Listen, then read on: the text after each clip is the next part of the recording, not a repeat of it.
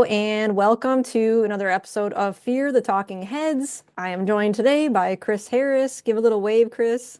There I am. He has come out of hiding to do this episode with me on Robert Englund, who is our spotlighted guest, and we have a lot to talk about. And we're talking about other things other than the fact that he was in, Nightmare on Elm Street for 8 installments as Freddy Krueger.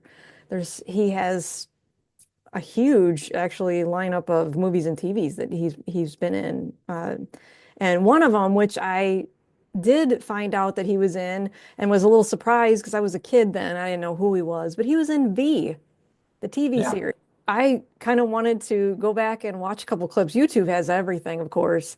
Yeah. And so there's some clips out there of his time on that show. So if you're ever curious and you want to see Willie. him as his character Willie, Hmm. as the friendly alien, that would be the place to go to is YouTube.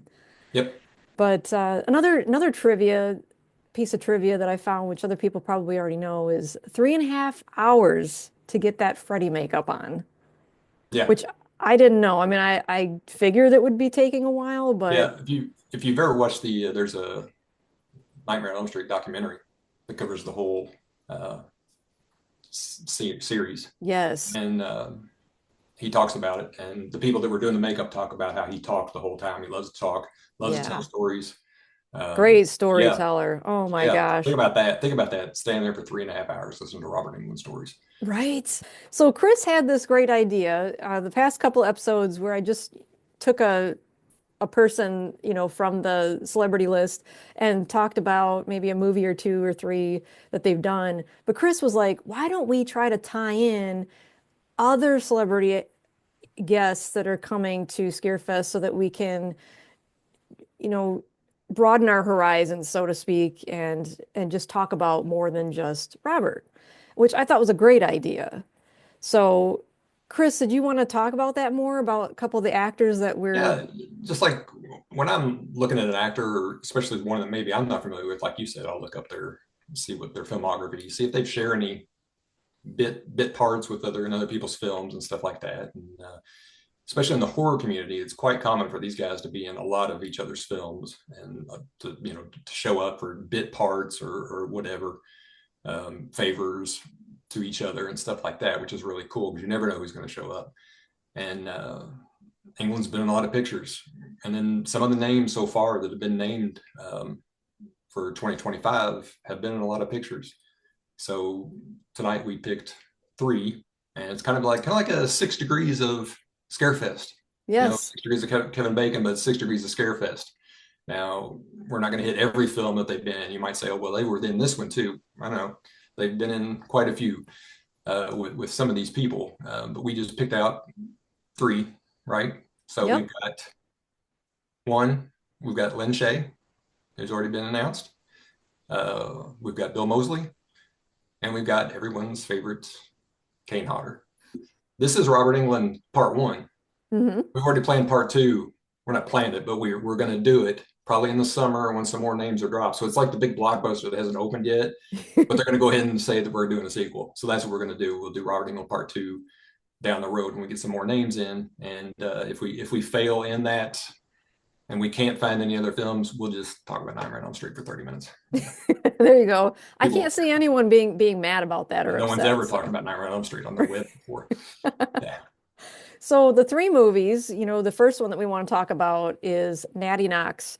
You may or may not have already seen it. For those of you that haven't seen it, it's basically about so Natty Knocks is uh, in this movie, her character is a 70s uh, horror star. And she's kind of washed up at one point and she turns into the town prostitute. And these wives get together and they want to see her book, which is this book of all of the husbands that she's been sleeping with, because they're pretty ticked off that she's been wrangling in their husbands. And they're like, enough is enough.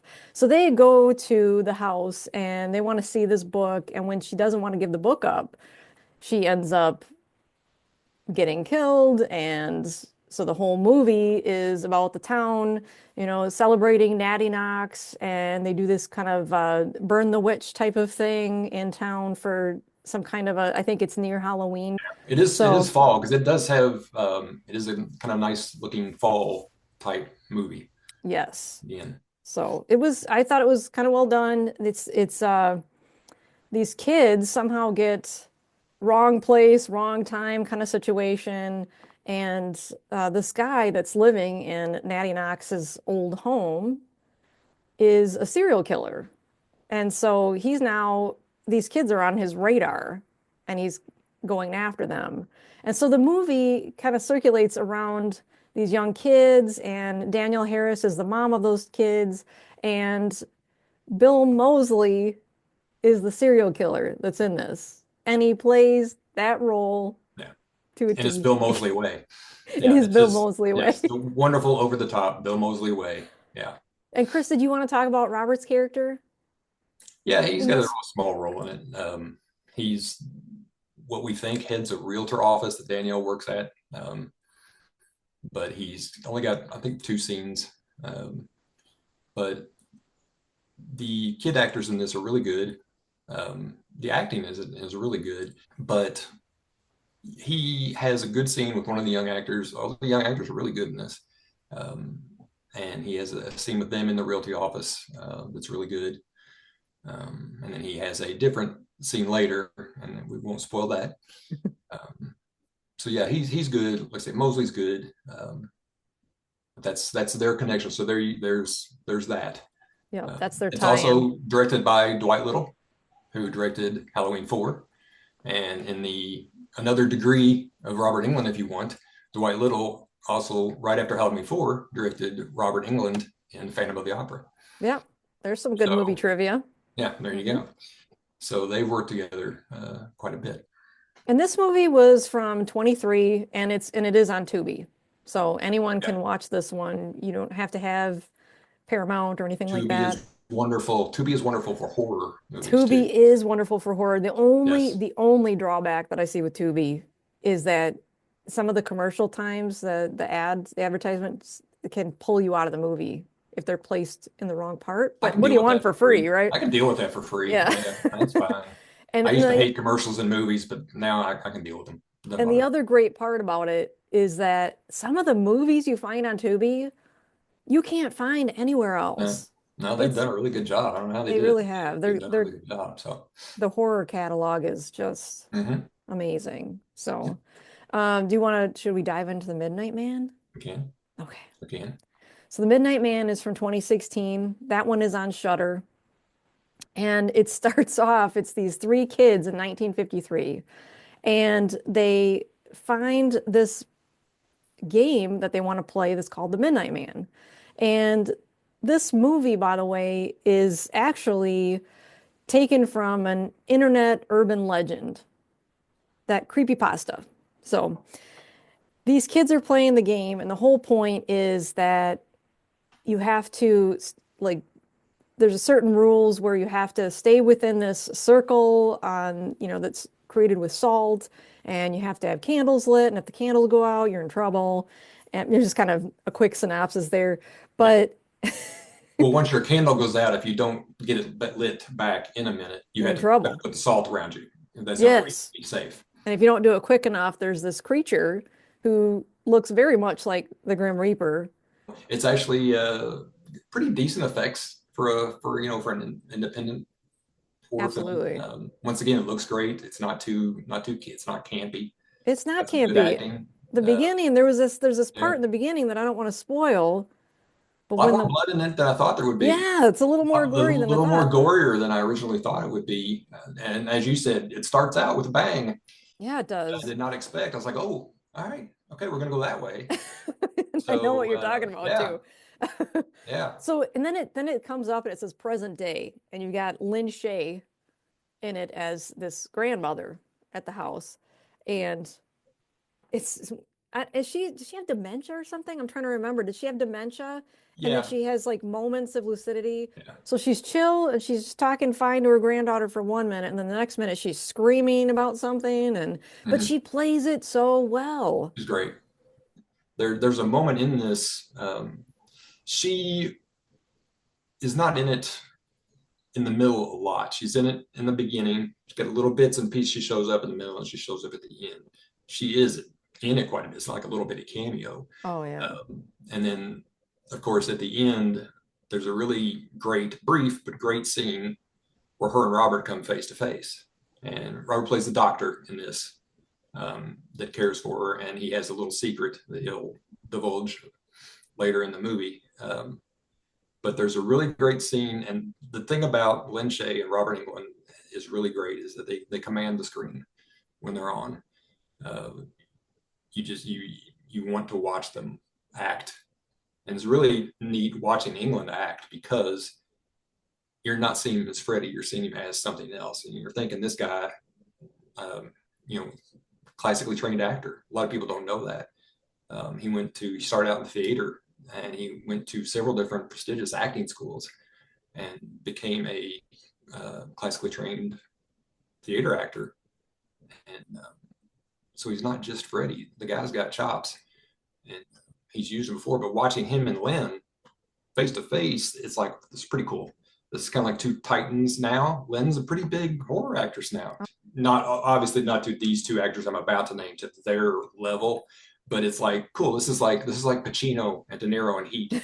That one scene you've been waiting for the whole movie, and Yes. finally here it is. And it was brief, but it was just cool. It was just cool to watch. Well, and I feel like this is a movie that's maybe not on anyone's radar because I didn't even know about it. It's 9 Yeah, years old. I yeah. A lot of these things, it's neat to go looking for these things, for these little horror Easter eggs. Uh, IMDb. yeah, It just says IMDb, everything. Wikipedia. Just go on Tubi and search a name, and there will be all kinds of movies come up that you're like, what is that? And they're in Oh it. yeah. Some they're in it more than others. But And that's how you you can find out. find yeah, and you can find yourself literally running into so many of those 6 degrees type of situations Mhm. too if you start digging in Oh, especially after in the yeah. horror, like we talked about. Yeah. Absolutely. So I mean I feel like that's a movie to definitely check out. It's on Yeah. Shudder. England's great in it too. You can tell watching him, he's not just a slasher and one of the most famous slashers ever Yeah, uh, and oh, in the and movie. one thing I forgot to mention about that movie is this creature, if he does get a hold of you and your candle's out or what have you, you haven't been following the rules. He shows you, he knows what your fear is, and he'll show Right. you like a glimpse of what your death would be like. And he kind of plays with you, like toys with you. Hmm. And if you get to a point that your time runs out, that becomes reality. That Right. death that you saw in the glimpse is what really happens. Yep. So it's interesting. I don't think I've seen anything like it. And if you want to give it a shot and you don't have Shudder, just do the 7 day trial and It'll probably be on Tubi eventually oh, too. it may, yeah. They, Yeah. they all find their way there. Yeah. So and then the third one that we want to talk about, which I think some people have seen, but Yeah. there might This be would be the one that most people have seen. yeah. And this was Chris's idea too, for us to go back and watch Wishmaster. Yep. And I'll let you take that one, Chris. You want to talk about the synopsis of Wishmaster? I will do best. I'm not a synopsis guy. But yeah, so it's about this ancient or evil entity that gets released. Surely most of you have seen this. It's got Robert Englund in another small part, but he's an art collector that's the statue gets broken in a certain way, and this jewel and this entity gets released and basically tricks people into wishing. So that he can complete this circle of 3 wishes and open up this basically this hell on earth where he's got his other jerk face genie friends. Yeah, that's a great, yeah, that's a great synopsis. Yeah, we'll go with that one. We'll go with that one. Yeah, yeah. But no, So that they can so all enslave all of us from Earth. right, That's basically it. right.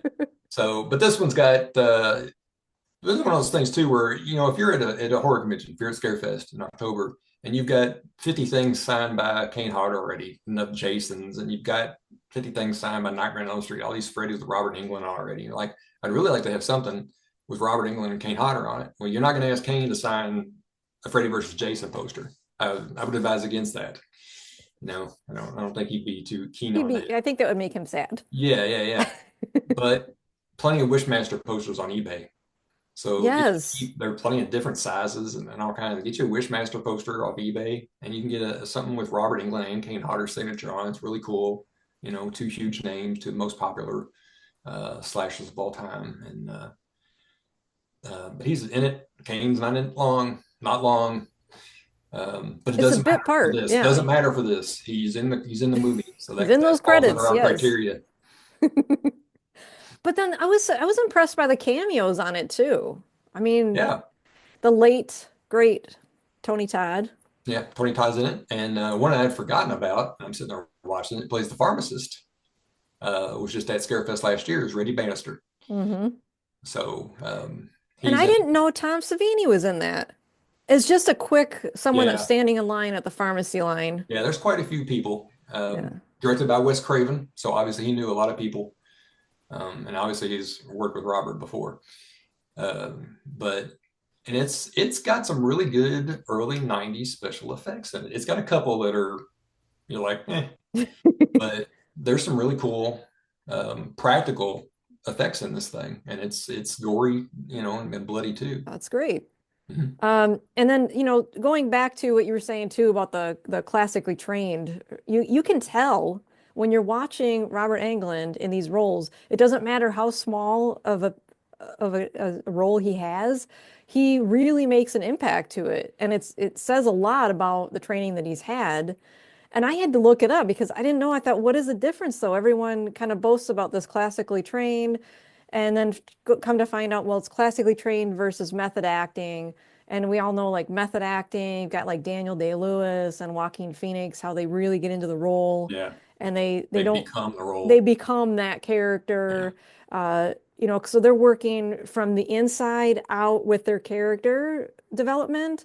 Whereas, Robert Englund, the way he was trained, classically trained, is working on your character from the outside in. So you're pulling different things to create this embodiment of the character. Uh, Method acting, more emotional, classically trained, more pulling from technicalities mm, to, stage performance type of preparation right. and that. But you can tell, I feel like you can Yeah, tell in his performances that yeah. he's not just your average Joe on screen. No, he's a good actor. Like I said, he commands the screen, and oftentimes, as most everybody knows, horror actors can get pigeonholed into roles or pigeonholed into, oh, he's just a horror actor, and they're not taken seriously. Right. But the thing about England is that he's the Bela Lugosi or the Lon Chaney or the Boris Karloff of our lifetime. Our parents and our grandparents had those guys. They had, Chaney and Lugosi.